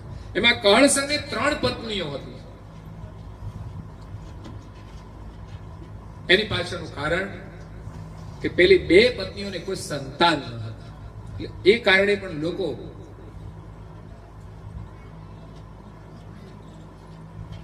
બહુ લગ્ન કરતા હતા. સંતાન એક ગ્રહસ્થ પરિવારની આવશ્યકતા, ઈચ્છા હોય છે. એમાં ત્રીજી પત્ની હતી જતનબાઈ. એ બહુ જ ભક્તિભાવ વાળી હતી, સુગઢ હતી, ચતુર હતી. અને એ આવ્યા પછી બંનેનો ભક્તિનો માર્ગ વધારે દ્રઢ થઈ ગયો. એમને એક સંતાન તો થયું, પણ એ મૂંગો હતો ને બેરો હતો, કશું બોલતો નહોતો. જ્યારે બંને પતિ પત્નીની ઈચ્છા થઈ કે આપણે કોઈ ગુરુ કરવા છે, ત્યારે એને સાધુ સંતોની સેવા કરી, બહુ પ્રકારની પૂજાઓ કરી, ખટ દર્શન, શાસ્ત્રો એનું અધ્યયન કર્યું. અને બીજા બધા જે ભેખધારી છે એની પાસેથી પણ જ્ઞાન સાંભળ્યું, પણ એને ક્યાંય આમ મન સ્થિર ના થયું. કાજી અને મુલ્લા પણ જોયા, એનું જ્ઞાન પણ સાંભળ્યું, પણ છતાંય એને મન સ્થિર ના થયું. પછી સંન્યાસીનો માર્ગ પણ એમણે જોયો. પછી પરમ ગુરુ લખે છે કે એમણે જૈન સિદ્ધાંત પણ જોયો કે એનો સિદ્ધાંત શું છે, પણ છતાંય એનો મન સ્થિર ના થયું. એને બધાના જ્ઞાનનો અભ્યાસ કર્યો, પણ છતાંય ગ્રહણ કરવા માટેનું મન નથી માનતું. પછી જંગમ મત છે, જંગમ, સંન્યાસી, સેવડા, એવા અલગ અલગ ભેખ છે. તો બધાના જ્ઞાનની અંદર બધું એક સરખું જોવા મળ્યું, કઈ ભેદ ના જોવા મળ્યો. પોતાની મહત્તા બતાવે અને બીજાનું ન્યૂન બતાવે, પણ કોઈ પોતાનું સર્વોપરી સિદ્ધાંત પ્રમાણિત નથી કરતા. દરેક લોકો પોતાની પ્રશંસા તો કરે છે, પણ શ્રેષ્ઠ સાબિત નથી કરતા અને બીજાની નિંદા કરે છે, એવું એને જોવામાં આવ્યું. બ્રાહ્મણની ક્રિયા પણ જોઈ, જોગીનો મત પણ જોયો. આપણા હિન્દુ પરંપરાની અંદર દ્વાદશ પંથ છે, પણ કોઈની અંદર એક માલિકનું વર્ણન નથી, સર્જનહારનું વર્ણન ક્યાંય જોવામાં ન આવ્યું. ત્યારે પોતે મનની અંદર મૂંઝાય છે. દરેક લોકો પોતપોતાના મતની અંદર બંધાઈ ગયા છે અને કર્તાની જે રચના છે એના જ્ઞાનને જ સત્ય માની બેઠા છે, પણ નિજાનંદ જે પરમ પદ છે, કૈવલ લક્ષ્ય છે, કોઈની પાસે હતું નહીં. એવું નિજાનંદ લક્ષ્ય એમને જાણવામાં ન આવ્યું. જો કે એ કહળસંગ અને જતનબાઈ કૈવલ કરતાની પણ નથી જાણતા, પણ પરમ ગુરુ કહે છે કે જે કૈવલનું નિજાનંદ લક્ષ્ય છે એ એના જાણવામાં ન આવ્યો, એટલે એનું મન ક્યાંય સ્થિર થયું નહીં. એ સ્ત્રી પુરુષે પહેલા તો બધાનું જ્ઞાન જાણ્યું, એ બહુ જ સમજદાર હતા, પરંતુ બધા જ પરંપરાની અંદર કર્મકાંડ જોવામાં આવ્યું, કોઈની અંદર આત્મજ્ઞાનનો અનુભવ ના જોવામાં આવ્યો. દરેક પોતપોતાના મતની અંદર બંધાઈ ગયા છે, પોતાની પ્રશંસા, બીજાની નિંદા. ત્યારે આ પતિ પત્નીએ સાચા ગુરુની ઓળખ કરવા માટે એમણે એક સંકલ્પ કર્યો કે આપણે કોઈ પરચો એવો આપે ને તો એનાથી આપણે એક સાચા ગુરુની ઓળખ કરવાની છે. જો કે આ દુનિયામાં લોકો એમ માને છે કોઈ પરચા આપે ને એને ભગવાન કહેવાય, તો એ પરિભાષા સિદ્ધ નથી કે કોઈ પરચા આપે એને આપણે ભગવાન કહીએ. તો જાદુગર પણ કઈ ચમત્કારો આપણને બતાવે છે, આ ચાલાકી. એ જ રીતે સિદ્ધ પુરુષો ચમત્કાર આપી શકે છે કે સિદ્ધિનું બળ છે, પ્રકૃતિના પરચા છે, એ માલિક નું પ્રમાણપત્ર નથી. તો બંને પરચા લેવાનો સંકલ્પ કર્યો. એને એક દીકરો હતો કે જે 3 પત્નીઓમાં જે નાની ઉંમર હતી ને, એ બીજી કોઈને કોઈ સંતાન નહોતા, એટલે એને કદાચ 3 સ્ત્રીઓ હશે. બાકી તો તમે જુઓ તો એનું જીવન એક ભક્તિ કરવા માટે કેટલું ત્યાગી છે. તો એની કોઈ સંસાર સુખની બીજી ચાહના નહોતી, પણ એના કર્મનો એક યોગ હશે આ જતનભાઈ સાથે જોડાઈને ભક્તિ કરવાનો. એટલે એના જીવનમાં એવી ઘટના ઘટી કે 2 પત્ની કરી પણ કોઈને સંતાન ન થયા, ત્યારે એને 3જા લગ્ન કર્યા અને એને સંતાન થયું એ પણ મૂંગું અને બેરું હતું. ત્યારે એને સંતોની સેવા શરૂ કરી. જે કોઈ સંત આવે ને એને પોતાનો હાથ એ બાળકના માથે મુકાવે અને એ સંતના આશીર્વાદથી જો બાળક બોલતો થઈ જાય, એટલું જ નહીં, શાસ્ત્રોનો અભ્યાસ કર્યા વિના જો જ્ઞાનનું ઉચ્ચારણ કરે તો સમજવાનું કે કોઈ મહાપુરુષ હશે, એમની કરુણાથી જ આ બાળક જ્ઞાનનું ઉચ્ચારણ કરે છે. નહીં તો એમ જ કઈ જ્ઞાન આવતું નથી. શાસ્ત્રોનો અભ્યાસ કરવો પડે, સદગુરુની કૃપા હોય તો જ્ઞાન મળે છે. તો શાસ્ત્ર ભણ્યા વગર જ એને જો બધું જ્ઞાન થઈ જાય ને તો સમજવાનું કોઈ મહાન સંત હશે. આવી રીતે બધા ભેખની સેવા કરવા લાગ્યા અને બહુ જ વિનમ્રતાથી સેવા કરે છે અને પોતાના બાળકના માથે હાથ મુકાવે છે, પણ બાળક બોલતો થતો નથી. એટલું જ નહીં, જે કોઈ સંત આવે ને એના ચરણ ધોઈને બાળકને ચરણામત પણ પીવડાવે છે. આવા ખટ દર્શનના જે સંતો હતા એ બધાની એમણે પૂજા કરી. આમ કરતા કરતા 12 વર્ષ વીતી ગયા, એટલે 6 વર્ષ વીતી ગયા, પણ કોઈએ પરચો ના આપ્યો. 6 વર્ષ સુધી સેવાઓ કરી સતત, તોય કોઈ પરચો ના આપ્યો. પછી એક ફકીર આવ્યા ફરતા ફરતા. જેને કોઈ ફિકર ના હોય ને એને ફકીર કહેવાય. ફિકર કી ફાકી કરે તાકા નામ ફકીર. જેને કોઈ ચિંતા જ ન હોય, સંસારમાં રહેતા હોય છતાં બહુ ચિંતા ના હોય, ભગવાનના ભરોસે હાલ્યા કરતું હોય બધું એમ. બાકી ચિંતા તો છે ને સ્વાભાવિક હોય છે. તો એ ફકીર આવ્યા, એમણે એક સાધના બતાવી, ધ્યાન બતાવ્યું, એક મંત્ર આપ્યો અને ધ્યાન કરવા માટે પતિ અને પત્ની કેટલા લાયક સાધક હતા. એ ગુરુની શોધ કરવા માટે નીકળ્યા છે, પણ કોઈ ગુરુ એમ કહે કે તમે આમ કરો તો એ કરવા માટે તૈયાર છે. ફકીરે સાધન બતાવ્યું કે તમે ધ્યાનમાં બેસો. ત્યારે પતિ પત્ની ગુફા ખોદી અને બંને પ્રાણાયામને સમદમ કરી અને ધ્યાનમાં બેસી ગયા, આસન લગાવીને. ત્યારે કલ્યાણ થાય છે, એમ થોડું થાય છે. આપણને ગુરુ મહારાજ એમ કે સવારે 5 મિનિટ 10 મિનિટ ધ્યાનમાં બેસો તોય આપણે બેસતા નથી, વિશ્વાસ નથી, તો કલ્યાણ કેવી રીતે થાય? મફતનું કશું મળશે નહીં અને કર્યા વગર કઈ મળવાનું નથી. એટલે ગુરુના વચનોમાં વિશ્વાસ આવવો જોઈએ સાધના કરવા માટે.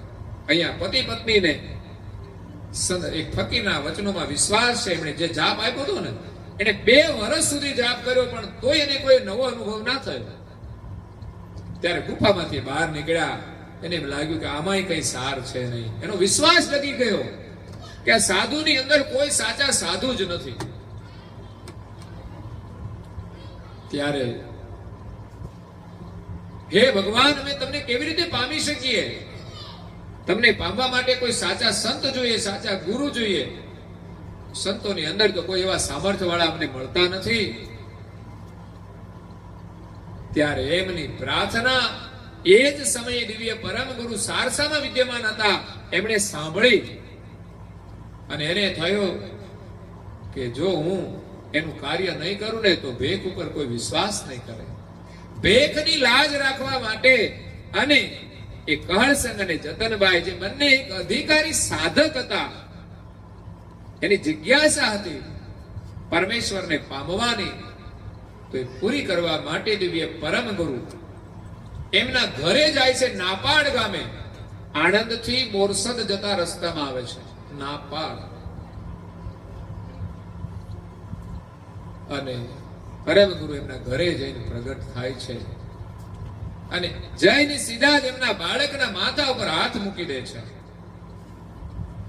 અને તત્કાળ એ બાળક એમના મુખમાંથી જ્ઞાનનું ઉચ્ચારણ કરે છે. માત્ર બોલતો નહીં, પણ શાસ્ત્રો ભણ્યા વિના જે જ્ઞાનનું જ્યારે ઉચ્ચારણ કરવા લાગ્યો, એ બાળકની વાણી સાંભળીને એમના માતા પિતા કહળસંગ અને જતનબાઈએ દિવ્ય પરમ ગુરુના ચરણ પકડી લીધા છે. એને સાચા મહાપુરુષની ઓળખ થઈ ગઈ છે. હે ભગવાન, હે કર્તા, આપ તો અમારું કલ્યાણ કરવા માટે આજે અમારા દ્વારે પધાર્યા છો. અમારું આંગણું આપે પાવન કરી દીધું છે. આ છે સંત દર્શનનો મહિમા. અને મારે જે કહેવાની છે ચોપાઈ છે કે આજે વિષય છે પરિક્રમાનું મહત્વ છે. ઓછામાં ઓછી 1 પરિક્રમા કરો અને વધારે કરો તો 5 કરો. અને કોઈ તમે નિયમ લીધો હોય તો એ પ્રમાણે પણ કોઈ દિવસ માટે અનુષ્ઠાનના રૂપમાં 51 છે, 101 છે, પણ એ રીતે પણ લોકો કરતા હોય છે. કારણ કે જ્યાં સુધી પરિક્રમા કરે ને ત્યાં સુધી એનું સ્મરણ ચાલે છે. એક અનુષ્ઠાન પણ હોઈ શકે છે, પણ નિયમ આપણો છે ઓછામાં ઓછી 1, અને પૂર્ણ કરીએ ને તો 5 પરિક્રમા કરવી જોઈએ. અહીંયા દિવ્ય પરમ ગુરુના ચરણ પકડી લે છે અને કહે છે કે હે પ્રભુ, આપ અમારું કલ્યાણ કરવા માટે પધાર્યા છો. અને પરમ ગુરુ લખે છે કે 12 પરિક્રમા દેઈ, 12 પરિક્રમા દેઈ, ધરે મુખમે ચરણામૃત લઈ. અને એક હલસંગ અને જતનભાઈ દિવ્ય પરમ ગુરુના ચરણ ધોઈ એમનું ચરણામૃત લે છે. આપણે પણ સવારે અહીંયા પૂજા કરીએ છીએ, સવારે આ સેવાનું, અને પૂજાનું જે ચરણામૃત હોય ને બધાને આપવામાં આવે છે. આ એક સંસ્કાર છે. પાણી તો બધા પીવે જ છે, પણ તમે જુઓ છો ને, જેવું પાણી અંદર જાય ને એવી અસર કરે. ઘણા લોકો બહાર બજારેથી કંઈક પાણી લાવે છે, એમાં બિસ્લેરી પણ આવે અને કંઈક બીજું પણ આવતું હોય છે પાણી. ખાનગીમાં મળતું હોય છે, એ થોડું પી જાય તો અસર થાય છે ને માણસના મન ઉપર. આપણા શરીરની અંદર જે જળ જાય છે એની અસર થાય છે. ચરણામૃત આપણે પીએ છીએ સ્મરણ સાથે, એનું મહત્વ સમજીને આપણે લઈએ તો એનો વધુ લાભ થાય છે. અને પતિ પત્ની બંને અત્યંત સન્માનપૂર્વક પરમ ગુરુને આસન આપ્યું અને પછી પ્રસાદ ધરાવવા માટે એ ભોજન બનાવે છે. પકવાન બનાવી ભોજન તૈયાર કરી અને દિવ્ય પરમ ગુરુને થાળ ધરાયો છે. આપણા ઘરમાં પણ આ સંસ્કારની પરંપરા હોય કે મંદિર હોય કે આપણે ઘરમાં જે ભોજન બને પહેલા આપણા ઈષ્ટદેવને ધરાવીને પછી બધા જ લે ને તો એ પ્રસાદ બની જાય અને એનું પરિણામ આપણને મળે છે. બાકી સીધું ખાવા વાળા હોય છે, સીધું બન્યું નથી, સીધું ઉપાડ્યું.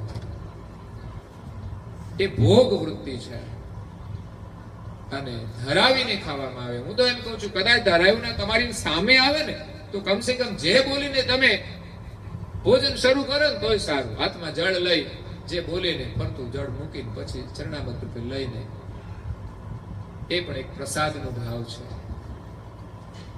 એટલે હું એમ કહું છું કે જેને દીક્ષા લીધી હોય ને એને બધાને કમસે કમ જે તો આવડવી જોઈએ. અને આપણે તો ઘણું આગળ જવાનું છે. આજે તો પારાયણ નિમિત્તે મને આવતા જ બધાના દર્શન થયા ને હું આમ મારું મન ખુશ થઈ ગયું. બધાના કપાળમાં સુંદર ભાલ તિલક, એ તમારા ચહેરાની સાથે સાથે તમારા જીવનની સુંદરતા છે, તમારા સ્વભાવની સુંદરતા છે. જે દિવસે તમને શ્રદ્ધા થઈ ગઈ અને તમે કાયમ નિષ્ઠાથી કરશો ને તમારો સ્વભાવ અતિ સુંદર બની જશે. શરીરને સુંદર કરવું એ જ મહત્વનું નથી, પણ આપણો જો સ્વભાવ સુંદર બની જાય ને તો જીવન ધન્ય બની જાય. કે બધાને ગમે આપણો સ્વભાવ, આપણો વિચાર, આપણી વાણી, આપણી ક્રિયા બધું સુંદર હોય. એ તો શરીર તો ઘણાને સુંદર હોય પણ કામ સારા ના હોય ને તો કોઈને પસંદ ના કરે. દેખાવમાં બધું સારું લાગે પણ એની વાણી મધુર ના હોય, એના કાર્યો સારા ના હોય, એ ઘરમાં ટકે નહીં. એનું સમાજમાં કોઈ મૂલ્ય નથી હોતું. જેનું ચારિત્ર્ય સારું હોય ને એનું જ મૂલ્ય છે. પછી એના શરીરની સુંદરતા નથી જોવામાં આવતી. જેનું ચારિત્ર્ય મહાન છે એવી સ્ત્રીઓ હોય, એવા પુરુષો હોય આ જગતની અંદર પૂજનીય છે. અને ચારિત્ર્ય માટે તો લોકોએ છે ને જોહર કરી લીધા છે, જાતના બલિદાન આપી દીધા છે કે અમે જે પતિને સમર્પિત છીએ ને એ બીજા કોઈની ના થઈએ. અને કોઈ રાજા આક્રમણ કરીને અમને હરાવી દે ને તો અમે જોહર કરી લઈશું, પણ એના શરણે નહીં જઈએ. આ હતી ચારિત્રની તાકાત. તો અહીંયા પરમ ગુરુની એ સેવા કરે છે, પૂજા કરે છે, એને થાળ ધરાવે છે અને ભોજન કરાવ્યા પછી મુખવાસ પણ આપે છે. જો આ બધી વાતો પરમ ગુરુએ લખી છે કે એમણે ભોજન કરાવી, એક ભક્તિ ભાવ છે. એમણે મુખવાસ પણ આપ્યો અને પછી બીજા બધા ભક્તો હતા ને આવીને પાસે બેઠા અને પરમ ગુરુ સાથે થોડી જ્ઞાનની ચર્ચા થઈ અને એ સાંભળીને બધા જ ભક્તોના જે સંશયો હતા ને દૂર થઈ ગયા. એ નારદાજી મહારાજ શ્રી શું લખ્યું છે? જન્મ મરણ ભય સંશય સર્વે ટળ્યા છો. આ જગતના માલિક કોણ છે ને એની સાચી ઓળખાણ થઈ, એના મનના સંશયો દૂર થઈ ગયા. પરમ ગુરુએ અગાધ કૈવલ્ય જ્ઞાનનું ઉચ્ચારણ કર્યું ત્યારે એના મતની આગળ દુનિયાના બધા મત હતા ને એને સમજાઈ ગયા. પતિ પત્ની બંને પરમ ગુરુને આધીન થઈ અને પૂછવા લાગ્યા. વિનંતી જિજ્ઞાસા પ્રગટ થાય દર્શન કરવાથી. પરમ ગુરુ આવ્યા, એમણે દર્શન આપ્યા, પણ દર્શનથી જિજ્ઞાસા પ્રગટ થાય કે એનું જ્ઞાન શું છે, કોણ છે.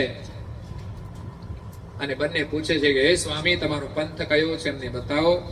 ત્યારે દિવ્ય પરમ ગુરુએ કાયમ પંથ બતાવ્યો છે અને પછી બંનેને મૂળ મંત્ર આપે છે અને એ મંત્ર જાપથી આપણા ત્રિવિધિના તાપ પણ શાંત થઈ જાય એટલો શક્તિશાળી આ મંત્ર છે. પણ વિશ્વાસ હોવો જોઈએ. કળસંગ અને જતનબાઈ તન મન ધન અર્પણ કરીને એ પરમ ગુરુની દીક્ષા ગ્રહણ કરે છે અને એનો જપ કરે છે. એટલું જ નહીં, એમનો જે દીકરો હતો ને બોલતો થઈ ગયો, એ પણ એને પરમ ગુરુને અર્પણ કરી દીધો. બસ અમારે હવે કઈ જ ચાહના નથી કે અમારો કોઈ વારસ ને આ માલ મિલકત બધું એમણે પરમ ગુરુને અર્પણ કરી દીધું અને સંન્યાસી જીવન બનાવી દીધું. એનું ત્યાગી જીવન હતું અને એ રીતે એમનો દીકરો પણ એ પણ મહાન સંત બને છે.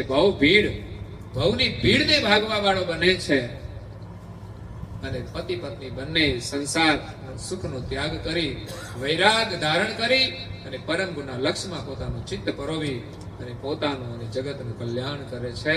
પરમ ગુરુ આપણું કલ્યાણ કરવા માટે આવ્યા છે. આજે સદગત આત્મા મનુભાઈની પાવન સ્મૃતિમાં એમના સુપુત્રો શ્રી ગોવિંદભાઈ અને રાજુભાઈ સપરિવારની હાર્દિક ભાવનાથી આજે મનુભાઈના સદગત આત્માને સાચા અર્થમાં શ્રદ્ધાંજલિ આપી છે. કે પિતાની દિવ્ય ચેતના આજે એના પરિવારની અંદર આપણને દેખાય છે. એના સંસ્કારના રૂપમાં કોટડા ગામના ભક્તો બહુ જ પ્રેમાળ છે. પેલા પણ એકવાર આવવાનું થયું અને ફરી આજે પણ બહુ સેવાભાવી છે. ગામડાઓ થોડા બહુ વિકસિત નથી, પણ આજે સંસ્કારના રૂપમાં એ વિકસિત છે અને આજે નવી પેઢી છે એ શિક્ષણ લઈને એ પોતાની ભાવિ પેઢીનો પણ વિકાસ કરશે. પણ યાદ રાખજો, સંસ્કારને વિશેષતા આપજો, એ જ આપણા જીવનનું રક્ષણ કરશે. અને પરમ ગુરુનું શરણ મળ્યું છે, એનો મહિમા અદ્ભુત છે. એને જાણી સમજી એનું શરણ ગ્રહણ કરી એમની આજ્ઞાઓ જેટલી પાળી શકાય એટલી આ જન્મમાં પાળીશું. કંઈ વધારે નહીં તો એક માત્ર તિલક કરે ને તોય એનું જીવન સફળ થઈ જશે, તો એને માનવનું જીવન મળશે, એટલો અધિકાર મળશે. પણ નિષ્ઠાથી આપણે કરવું જોઈએ. સંસ્કાર છે. મેં જોયું છે વિદેશની મહિલાઓ અહીંયા આવીને વૃંદાવનની અંદર ભક્તિ કરે છે, ભોગ વિલાસ છોડીને. એને કેટલો આ ભારતની સંસ્કૃતિનો મહિમા સમજાયો હશે. અને આપણે તે દેશમાં જ રહીએ છીએ, આપણને તેનું ગૌરવ હોય, એમાં સંકોચ ના હોય. ધાર્મિક ક્રિયા કરવાની હોય તો સંકોચ નહીં, ગૌરવપૂર્વક વહેલા ઉઠીને પણ આપણે આ ધાર્મિક ક્રિયા કરી આપણા જીવનને સફળ કરીએ. આજે સદગત આત્મા મનુભાઈની પાવન સ્મૃતિમાં સત્સંગ પારાયણનો આપણે લાભ લઈ સાચા અર્થમાં શ્રદ્ધાંજલિ અર્પણ કરી છે. પરમ ગુરુ એના આત્માને શાંતિ આપે, પુનઃ માનવનું જીવન આપે અને પુનઃ પરમ ગુરુનું શરણ મળે. વારંવાર પરમ ગુરુની ભક્તિ કરી અને પોતાની જીવન યાત્રા સફળ કરે. અને સાથે સાથે એમના પરિવારજનો છે એમના ઉપર પણ પરમ ગુની કૃપા નિરંતર વરસતી રહે અને આવા કાર્યો થાય ને એ જ પરમ ગુની કૃપા છે ને આખા પરિવારને એનો લાભ મળતો હોય છે. આ ક્રિયા માત્ર ઔપચારિક નથી, પ્રાસંગિક નથી, આપણા જીવનની આવશ્યક પ્રવૃત્તિ છે, એક નિમિત્ત છે, માધ્યમ છે. પરંતુ આ પ્રસંગ, આ કાર્ય એ સદગત આત્મા માટે અને એના પરિવારજનો માટે જન્મો જન્મ સુધી આશીર્વાદરૂપ બની રહેશે એવું મને તો અનુભવાય છે. કારણ કે એક એક નાનું નાનું કાર્ય પણ માણસના જીવનમાં આવે છે. કોઈ સગા સંબંધના નાતે આવ્યા હોય ને એના માટે પણ આ આશીર્વાદરૂપ છે. એટલે નાનું નાનું કાર્ય પણ આપણા જીવનમાં કોઈ બની જાય ને સમજવાનું કે ભવિષ્યમાં અનેક જન્મ સુધી આ કાર્ય આપણને આશીર્વાદ આપતું રહેશે.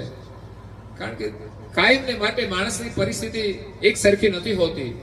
ક્યારેક ક્યારેક કેવી ભૂમિકાઓ આવે ને ત્યારે વસ્તુ આપણને બહુ મદદ કરે છે. તો આજે પરિવારજનો ભાગ્યશાળી છે કે એમની દીક્ષા એને પ્રાપ્ત થઈ છે અને એમની આજ્ઞાઓ પાળી અને વિશેષ હું તો એમ કહું છું કે આજે તિલક કર્યા છે ને જો ચાલુ રાખે તો હારામાં હારું. આજે યોગ કહેવાય કે ચાલો પિતાની સ્મૃતિમાં આપણે આજથી નિયમ લઈએ કે મંત્ર, ગુરુ મંત્ર ન આવડતો હોય તો ગ્રહણ કરી અને શીખીને આપણા બાળકોને પણ આપણે આ સંસ્કાર આપવા જોઈએ. ઘરમાં એક સુંદર વાતાવરણ બને, પરિવારના બધા સભ્યો સાથે મળીને અઠવાડિયામાં એકાદ વાર કે મહિનામાં એકાદ વાર સાથે મળીને પ્રાર્થના કરે ને એ ઘરનું વાતાવરણ એક અદ્ભુત બની જશે.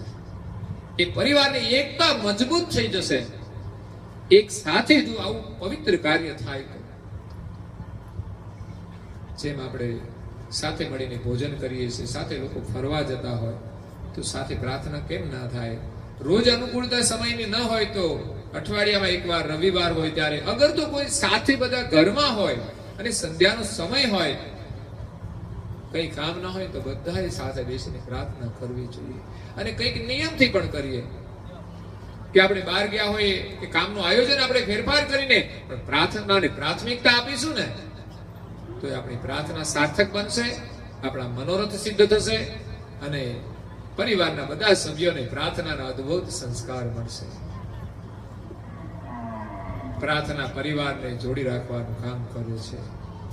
વિનમ્રતા આવે છે, હૃદયની અંદર કોમળતા આવે છે. તો અવશ્ય નાનકડા નિયમો છે. વહેલા ઉઠવાનો, નાહી ધોઈને પૂજા, એનાથી તિલક, પછી મંત્ર જે આપવામાં આવ્યો હોય મંત્રનો પાઠ, સરસ ધ્યાન અને થોડી પ્રાર્થના 5 મિનિટથી માંડીને જેટલું સમય હોય એની અનુકૂળતા પ્રમાણે થોડું ધર્મ ગ્રંથોનો અધ્યયન કરવાનો નિયમ તમારા જીવનને સાર્થક બનાવી દેશે. અને આપણા ધાર્મિક તહેવારો વર્ષમાં ઉજવાતા હોય, સંભવ હોય ને તો સમય લઈને થોડો લાભ લેવા માટે જવાનું, એમાં પરિવારને બધાને જોડવાનું છે. પરમ ગુરુના ખૂબ આશીર્વાદ છે. ખૂબ ધન્યવાદ. આ સાથે અહીંયા કથાનો સમય પૂરો થાય છે તો આપણે કથાને વિરામ આપીએ છીએ. અંતમાં છેલ્લી જાહેરાતો છે કે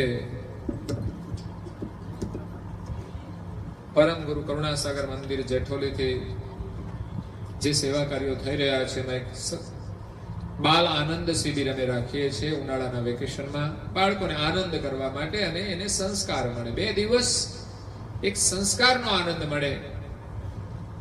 મેં કહ્યું ને થોડા સમય માટે જે કાર્ય થશે એ પણ એના જીવનમાં આશીર્વાદ બની જશે. ધોરણ 6માં જે બાળકો આવે અને બાલિકાઓ બંનેના માટે આગળ પાછળ છે, અલગ અલગ છે. 6 ધોરણમાં જે આવ્યા હોય એ બાળક અને બાલિકાઓથી 9 સુધીના બાળકો 10માં આવ્યા હોય બધા એમાં પ્રવેશને પાત્ર છે. અને એમાં બહુ મર્યાદિત સંખ્યા અમે લઈએ છીએ, એટલે સંખ્યાની અમારે બહુ જાહેરાત નથી કરવી પડે, કારણ કે 40 આજુબાજુ સંખ્યા થવા આવી છે.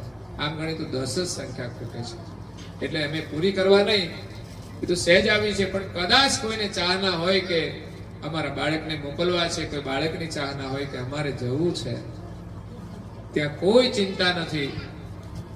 વિના મૂલ્યે 2-3 દિવસ માટે તમારા જેવા અનેક બાળકો સાથે રહેવાનો લાભ મળશે, એની સાથેનો પરિચય થશે. બીજા અન્ય બાળકો સાથે પણ આપણે રહીએ ને એમાં પણ આપણને બોધ મળતો હોય છે. અજાણા લોકો, આમ તો બધા જ શ્રદ્ધાથી આવતા હોય છે એટલે એમાં અજાણા જેવું કંઈ નહીં રહે, પણ એક અલગ આનંદ આવશે, નવો એક પરિચય બનશે, જીવનમાં બહુ ઉપયોગી થશે. તો અવશ્ય આપણા બાળકોને એકવાર, વધારે નહીં તો આ વર્ષે, બીજા વર્ષે, ત્રીજા વર્ષે, આમ તો 4 વર્ષ સુધી આવી શકે, 6, 7, 8, 9 ધોરણ સુધી, તો અવશ્ય મોકલજો. તારીખ 6 થી 9 મે 2025 બાલિકાઓની શિબિર છે અને 9 થી 12 બાળકોની શિબિર છે મે મહિનામાં, અને 12મી તારીખે વૈશાખ સુદ પૂર્ણિમા છે છેલ્લા દિવસે, તો એમના વાલીઓ પણ છેલ્લા દિવસે બાળકોને લેવા માટે આવે અને એ પૂર્ણાવતીના પ્રસંગનો લાભ લે. બીજો લાભ છે, કાર્ય છે અમારું, સંત શ્રી તુલસીદાસજી મહારાજ શ્રી રચિત જે ભજનાવલી, સાંજે આપણે ભજન ગાતા હતા, એ ભજનો 700 ભજનની પુસ્તિકા છે. એ પુસ્તિકા હાલમાં છે નહીં કે અવેલેબલ, પરંતુ એ લોકોની ચાહના છે કે અમને આ પુસ્તિકા મળે, તો એક સાથે 700 ભજનની એક પુસ્તિકા આપણે નવી છપાવવાના છે. ઘણા બધા દાતાઓએ સહયોગ આપ્યો છે, કોઈની ઈચ્છા હોય તો મિનિમમ 500 રૂપિયાથી માંડીને જે ચાહના હોય એ પ્રમાણે આપી શકે છે. એનું નામ પુસ્તિકાની અંદર મૂકવામાં આવશે. ત્રીજું કાર્ય તો બહુ ભગીરથ છે. સૌરાષ્ટ્રની અંદર સોનારિયા ગામ છે, ત્યાં એક સંપ્રદાયનું એક વિશાળ મંદિર આપણે બનાવી રહ્યા છીએ. 5 વીઘાની જગ્યા છે. એ દાતાઓએ મંદિર માટે યોગદાન કર્યું છે અને ત્યાં 2 વર્ષ પહેલા ભૂમિપૂજન કર્યું છે. અમે લગભગ 1 કરોડ ને 10 લાખનું કામ ત્યાં કર્યું છે. આગળનું કામ હજુ 2 કરોડનું અમે કરવાના છીએ. એમાં પણ ફૂલ નહીં તો ફૂલની પાંખડી યથાશક્તિ પરમ ગુરુના ચરણમાં અર્પણ કરશો. તમને ધન અને સંસ્કારના રૂપમાં પરમ ગુરુના આશીર્વાદ રૂપે વિશેષ મળે. અને મારે તો તમને પરિસ્થિતિ સામાન્ય હોય, સંસારમાં બહુ જ પૈસાની જરૂરિયાત હોય છે, ત્યારે અમને ઘણી વખત માગતા થોડો સંકોચ થાય, પણ ખોટા માર્ગે જ્યારે વપરાતા હોય ને જોઈને એમ થાય કે તમે ખોટા માર્ગેથી રોકીને આ સેવા કાર્ય કરજો, તો પરમ ગુરુના આશીર્વાદ મળશે ને તમે પરિવાર સાથે સુખી થશો. બીજું એક ઉનાળાના વેકેશનની અંદર સેવાનું કાર્ય છે. જરૂરિયાતમંદ પરિવાર માટે, બાળકો માટે આપણે ચોપડા છપાવીએ છીએ કે બધા લોકો સક્ષમ નથી હોતા, તો એક શિક્ષક દ્વારા વિચાર આવ્યો કે આપણે અહીંયાથી ચોપડા છપાવીએ તો એમે બાળકોને મિનિમમ 5 થી 10 રૂપિયા સસ્તો એને ચોપડો મળી શકે. અને બીજો લાભ છે કે આપણા મંદિરથી જે પુસ્તકો આવશે, ચોપડાઓ, એમાં પરમ ગુરુનું એક દર્શન હશે. અને ત્રીજું, એની અંદર પરમ ગુરુ વિશેનો એક પ્રસંગ હશે એમના જીવનનો, કે જેથી બાળકોને પરમ ગુરુની એક ઓળખાણ થાય. એ બહુ જ મોટો લાભ હશે. એટલા માટે આપણે ચોપડાની તો ચોપડા તો મળે છે ને લોકો પરિસ્થિતિ પ્રમાણે લઈ પણ લેતા હોય છે, પણ દરેક સમાજમાં આ કાર્યો થતા હોય છે શિક્ષણ માટે, સહયોગ માટે. તો બધા બહુ લોકો ત્યાં આવતા હોય છે અને સરકારી શાળામાં મોટા ભાગના મધ્યમ અને સામાન્ય પરિવારના લોકો ભણે છે. તો એમાં આપણે એ ચોપડાઓને મોકલીએ છીએ ને આપીએ છીએ. તો એમાં પણ જેને ઈચ્છા હોય 500 થી માંડીને જે સહયોગ આપવો હોય. છેલ્લી યાદી અમારી હવે 2 દિવસમાં પૂરી થઈ જવાની છે. મોટા ભાગના નામો આવી ગયા છે. તો જેમને ઈચ્છા હોય તે આપજો. અને ભજનાવલી છે અને પછી છપાવવાની છે, એ પણ બહુ જ મહત્વપૂર્ણ છે, જીવોનું કલ્યાણ કરવા વાળી છે. તો એમાં પણ આપેલું યોગદાન આપણને પરમ ગુરુના આશીર્વાદ રૂપે પ્રાપ્ત થશે.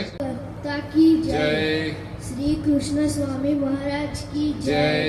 પરમ ગુરુ શ્રીમદ કરુણાસાગર મહારાજ કી જય.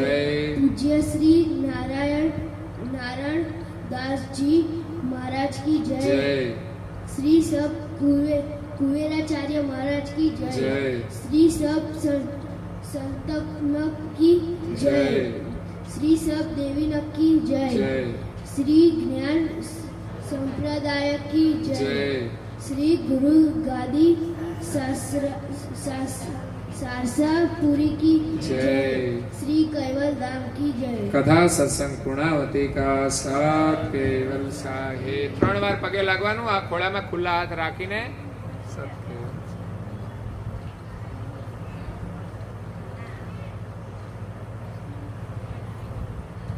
કૈવલ હંસો સત કૈવલ સાહે. બધા બે હાથ જોડીને બોલજો જરા, સત કૈવલ સાહે. બાજુ વાળાને પણ હાથ જોડીને કહેજો, સત કૈવલ સાહે.